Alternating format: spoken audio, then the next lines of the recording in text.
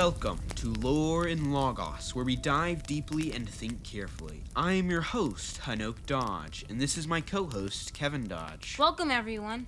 Today's topic is a book called The Silmarillion, personally one of my favorites.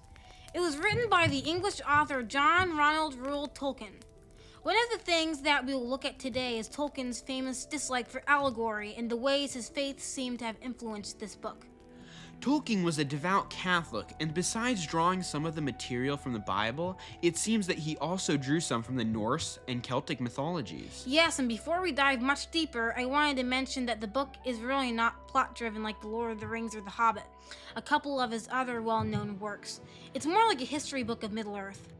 Yeah, but it does have some little stories here and there that help you understand how, Middle-earth was created, and to look deeper at specific points in Middle-earth's history.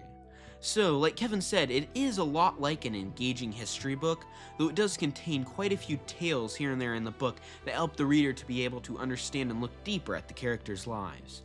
It is not one book-long story like The Lord of the Rings, with Frodo on his journey to Mount Doom to destroy the rings, or The Hobbit, with Bilbo journeying with the dwarves to reclaim their lost homeland. The Silmarillion does have some parallels running throughout the entire book, themes pulsing at the heart of Middle-earth that we will look at later. But overall, like Kevin mentioned, the Silmarillion is more of an engaging, entertaining, and informative history of Middle-earth. The Silmarillion is divided into 5 major parts, starting with the Ainu Lindale, which is the creation story that Tolkien created for Middle-earth. The second part is the Vala Quenta, and it explains the nature and the hierarchy of the Valar and the Maiar. So it explores kind of the powers that Tolkien's angelic and demonic forces have. At over 20 chapters, the third section, the Quenta Silmarillion, is by far the longest of the 5 sections. It is what is considered the core narrative of the Silmarillion. It brings to light the Silmarils of Fëanor, which the book is named after, and showcases some of the long battles between Morgoth and the Elves in Valar, and the other events that take place in the First Age. The fourth section, the Akalabeth, is the rise and fall of Númenor, the Island of Men. The fifth and last section, called Of the Rings of Power in the Third Age, is about the forging of the Rings of Power and really sets up for the Lord of the Rings and the story plot in those books. So those are really the 5 main parts that the Silmarillion is broken into. And now, let's get into a little more detail, starting with the Ainu Lindale, literally translated, the music of the Ainur. This segment of the Silmarillion is Tolkien's Genesis story. It started off with the god of Middle-earth that Tolkien fashioned, Eru, or Iluvatar, the supreme being that was before all else.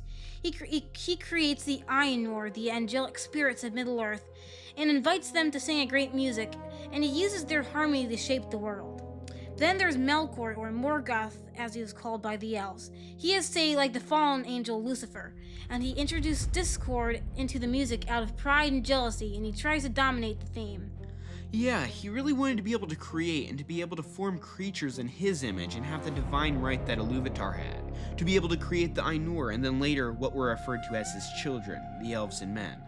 It is interesting that jealousy took root in Morgoth's heart because he did not have the power to create life, and that then Morgoth decided to spread discord in the ranks of the angelic creatures, the Ainur. Yeah, I thought that Melkor's rebellion is a lot like Satan's. Melkor and Satan both were very strong, if not the strongest angels in their respective kingdoms. Yeah, and they both seemed to have a lot of influence and power, so they were probably pretty high ranking. The one really interesting difference that I noted was that Melkor did not get banished like Satan did. He left of his own accord to go to Arda, which is the elvish name for Middle-earth. He left of his own accord and wasn't banished from Iluvatar's presence. He went down willingly to wreak havoc and to twist the life that Iluvatar created, and to twistedly attempt to create things. But Satan, on the other hand, was banished from heaven. He came down to the earth to become the ruler of our world and the father of lies. Yeah, and Melkor acts like Satan even more because Melkor can't create, he can only corrupt, and Satan, he can't basically create anything, he can just destroy. They twist things to what they want, lies spiral into more lies, that's how they work. Yes, and no wonder that Satan is referred to as the father of lies, because that is what he does, and it seems to be that in this case, Melkor seems to imitate some of those attributes of Satan quite a bit. As we talk about the attributes of Satan, and more particularly Melkor here, that is actually what the Vala Quenta does quite a bit. It discusses the powers or the attributes of the Valar that went down to Middle-earth. So for example, one of the most powerful ones is Manwë, who is the king of the Valar in Middle-earth. He is associated with the wind and the sky. Another one is Ulmo, who is linked to the oceans, rivers, and water in general. When I read through the Valaquenta, I immediately noted that they seem to have powers or attributes reminiscent of the demonic Greek gods. Manwë obviously parallels with Zeus, and Ulmo, Zeus's brother, Poseidon.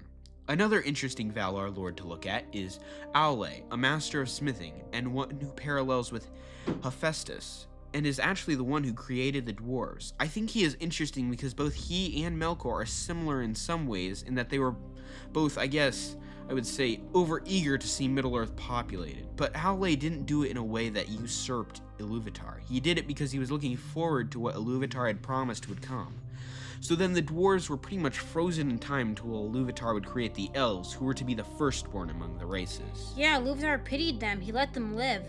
But he did keep them frozen in time until his unfolding plans for Middle-earth were clear and the elves were born. Now let's talk about the Maiar, or the lesser spirits. One of the ones that is very important later on is Sauron, Melkor's second in command.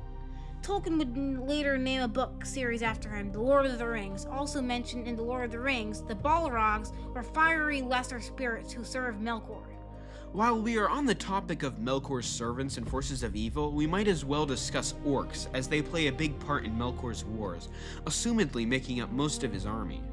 As we mentioned before, the Silmarillion and other works of Tolkien made it clear that only Eru Iluvatar can create life. The Ainur, including Melkor, can only shape creation, like how they shaped Arda and how Melkor can breed and twist creatures to his will. I think this is evident with the orcs, and while there is a lot of debate and we can't say 100% where they came from, it is generally believed that they are twisted elves or men that were mutated and bred. Essentially, they were things completely twisted and perverted by Melkor. Another example of this twisting of the natural order of things is evident with the dragons, creatures that Melkor bred into existence from other, most unfortunate creatures. Now back to the topic on Maiar, there were many others besides Sauron and the Balrogs. The Istari, or wizards as they were more commonly known, were Maiar sent to Middle-earth as messengers at the start of the Third Age to warn of the rise of Sauron and encourage them that the Valar had not forsaken them. Gandalf, Saruman, and Radagast are the three that we are told most about. The other two, Alatar and Palando, are not spoken of much. All five were placed in ancient and frail bodies subject to pain and fatigue to make them unable to use their full Maiar power, keeping them from matching Sauron's power with power, but instead matching it with wisdom and hope. Yeah, it's interesting that they left their positions of power to be trapped in a frail body that limited their powers, to go amongst the people of Middle-earth to rally them against Sauron. There are some interesting parallels there that should sound familiar. There are definitely more and more things as you look deeper at the Silmarillion that stand out with the familiarity to things mentioned in the Bible.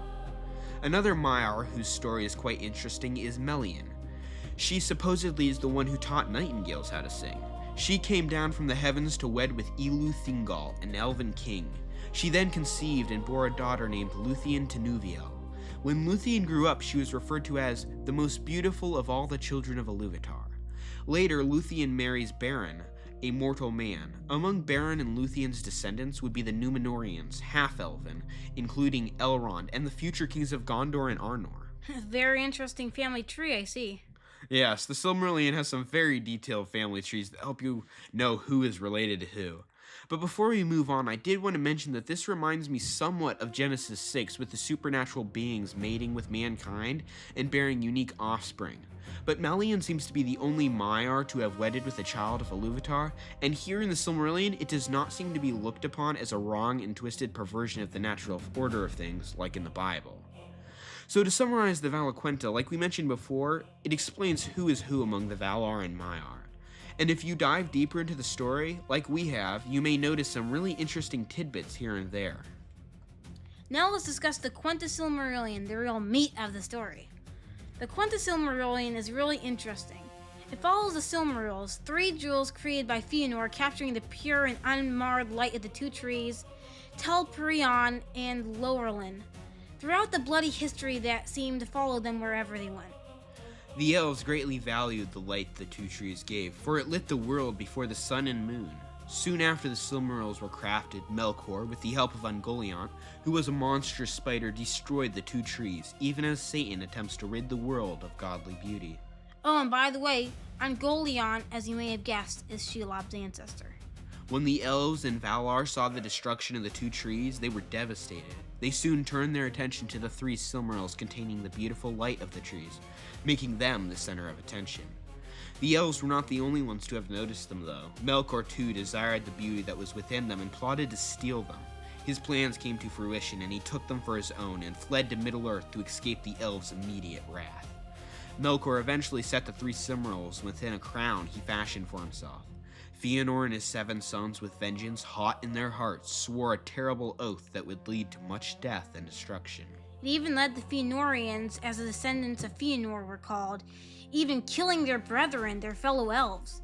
Not once, not twice, but 3 times. The path of vengeance that the oath of Fëanor led down ruined his family and left them nearly extinct. Yes, once again, I think we see here a biblical principle. Oaths, vows, and promises must not be made rashly.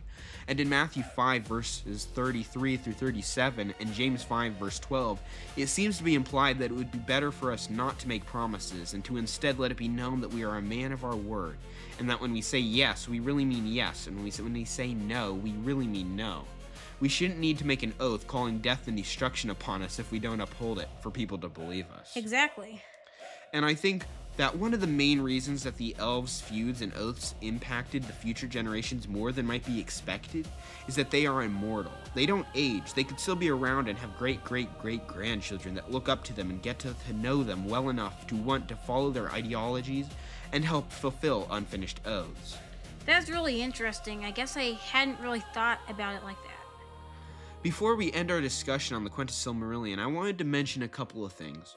One, that the Quenta Silmarillion is the section that contains the story of Beren, the mortal man who keeps his word, and Luthien, the immortal elf maiden of extraordinary beauty, and their love for each other.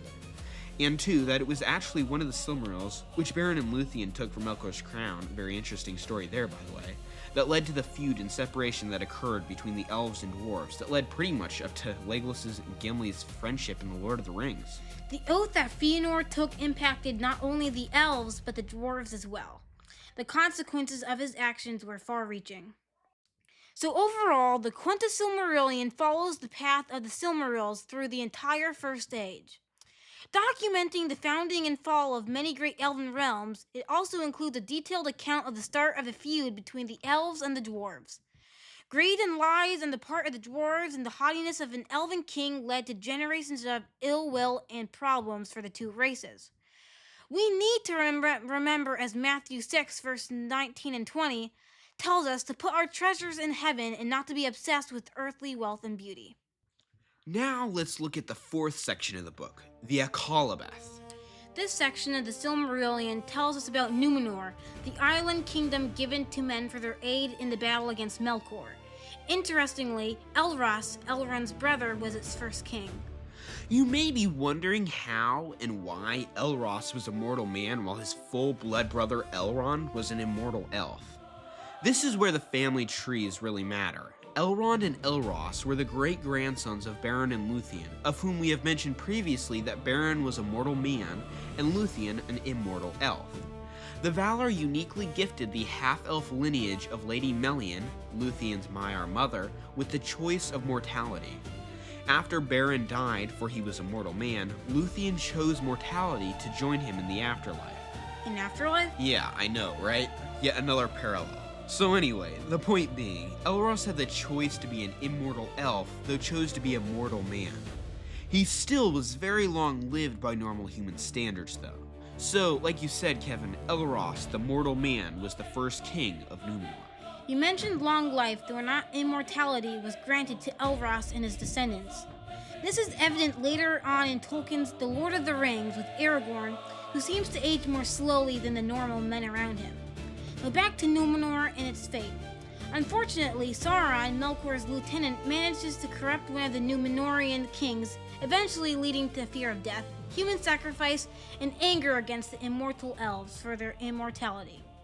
Some stayed true, though. Elendil and his two sons, Isildur and Anarion, did not practice the evil of their fellow men, instead fleeing to Middle-earth. The remaining Númenóreans built and sent an armada to invade Valinor. This failed. Eru, Ilúvatar, who is the Tolkien-created god of Middle-earth, completely destroyed Númenor, sinking it into the sea.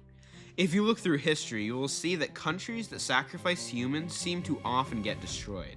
It seems that the same holds true in Middle-earth. Just like what is shown at Kibeleth, God does see evil, and it will be punished eventually, even if it is not in this life. Yes, and unfortunately, we have child sacrifice in our own country, here in America. In 2020 alone, well over 900,000 children were slaughtered. Abortion is murder, and we're sacrificing children for our own convenience. I only wonder how long it will be before we end up like the other nations that sacrificed humans for their own pleasure or to fake gods. Will we end up like the ancient Canaanite cults, the Aztecs, the Moabites, the Ammonites? Will we end up gone like the infants we sacrifice? That's definitely something to think deeply about. Yes. Now back on topic, the few faithful Númenóreans led by Elendil and his two sons, Isildur and Anarion, that had fled Númenor before it was destroyed, would end up creating the two Middle-earth realms of Gondor and Anarion. Eventually, the line of kings would seemingly die out, and Gondor would be ruled by stewards until Aragorn, who was a descendant of Elendil and of the royal lineage, would return in Tolkien's book, The Return of the King. As you can see with these tie-ins with Aragorn, Tolkien wove masterfully through the Silmarillion little pieces of what sets up the story for The Lord of the Rings and The Hobbit, because it's the history of Middle-earth, and those tie-ins are important for the complete understanding of it all. Now, last but not least, we're going to be talking about Of the Rings of Power in the Third Age. It discusses Sauron quite a bit and is about him forging the One Ring in disguise as Anatar. He manages to fool the other races into creating rings of power that he secretly binds to the One Ring, giving him power over them. Only 3 elven rings are not tarnished in this way. Gil-galad, Galadriel, and Elrond all distrusted and rejected him, and Sauron tried to stay away from them knowing they would see right through his disguises. Yeah, he almost got away with it before he was found out and the last alliance between men and elves was formed.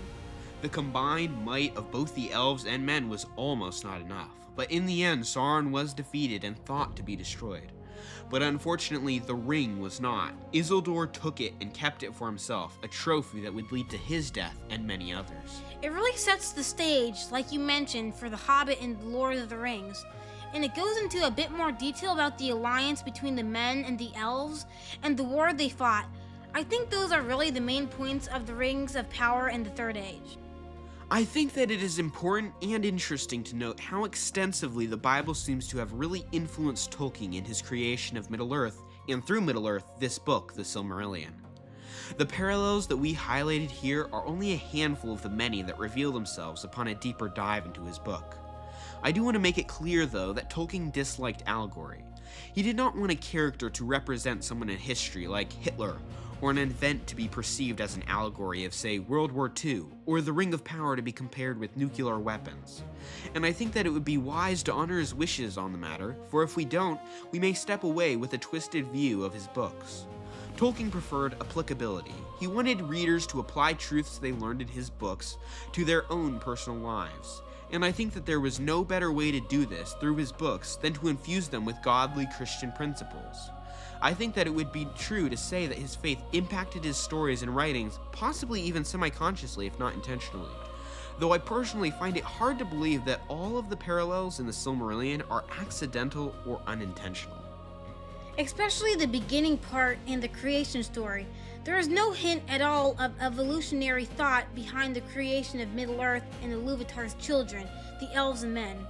Yeah, and I would assert, and I'm sure Kevin would too, that our beliefs should really impact how we live. It's obvious through Tolkien's works here that what he believed impacted what he did, possibly even subconsciously. So my point is that it's really interesting and maybe even encouraging to see all these parallels to the Bible and the Silmarillion. He was living out his faith, and it seems to have been overflowing into his work. And for those of us that are Christians, including Kevin and I, our job is to be a light for the world and to let the light within us shine forth. And so, while many of us are not authors writing books, we are living lives in a world of unbelievers. We need to be living our lives in accordance to the Bible so that when people analyze who we are and what we do, they will come away thinking, yes, they were a Christian. Unfortunately, though, Tolkien was not a Christian. He was a devout Roman Catholic. Like you said, though, he did absorb Christian or Catholic themes within his book. Yes, there is a major difference between Protestant Christians and Roman Catholics. Unfortunately, most Roman Catholics believe that works are necessary alongside faith to complete salvation. Whereas we, Kevin and I, as Christians, believe that the only work relevant to our salvation is the work that Jesus did upon the cross. We have to have faith and faith alone in the salvation that Jesus brought by dying on the cross, taking our sins upon him, and then rising again on the third day, defeating death. It is faith in Jesus and the salvation he brought on the cross, not any works that we could ever do, that saves us. It is the grace of God alone that saves us. He opens our eyes, allowing us to have faith in what Jesus did on the cross. See Ephesians 2:8-9, Romans 11:6, Galatians 2:16, Romans 3:23, and Romans 4:5. In conclusion to that, it's not religious like C.S. Lewis's Narnia books. There's no overt salvation story, but Tolkien did infuse the Silmarillion with a Christian worldview. Evil is temporary and good triumphs in the end. Very true. The Silmarillion really rewards patient readers with an in-depth description of Middle-earth, making it feel lived in. I think people could really get a lot out of it if they just realized that it is not as daunting as it sounds. Especially for those that enjoyed The Lord of the Rings, The Hobbit, or other Tolkien books, I think that they would also really enjoy the Silmarillion, as it fits well with his other literary works. And I think that the biblical themes woven throughout are interesting to analyze, to see, and understand how his worldview affected his writing. Yeah, I know I really enjoyed reading the Silmarillion. Now to summarize, overall, the Silmarillion is a tale of diminishing splendor, from creation to mortal struggles. Themes of good versus evil, free will, and the cost of pride dominate. Another theme that we touched on earlier was that evil cannot create, it can only mock what is already created. So that just about wraps things up. Is there anything else that you want to mention, Kevin, before we close out into the outro for this first episode? Just that if you haven't already read the Silmarillion, you should read it. Oh, and please, feel free to mention this podcast to any of your friends. We'd really appreciate it. And if you have any questions or would like to contact us, please email us at loreandlogospodcast@gmail.com. That email is also located in the show description. We have only touched on the tip of the proverbial iceberg, maybe looking at it from a different angle than most, but still only the tip of the iceberg. I would encourage you to find a copy of the Silmarillion and read it. Dive into its parallels to other literature and enjoy the great literary work of art by John Ronald Reuel Tolkien, which is the Silmarillion. Dive deeply, think carefully, and Lord willing, we will see you next month. Thank you for listening.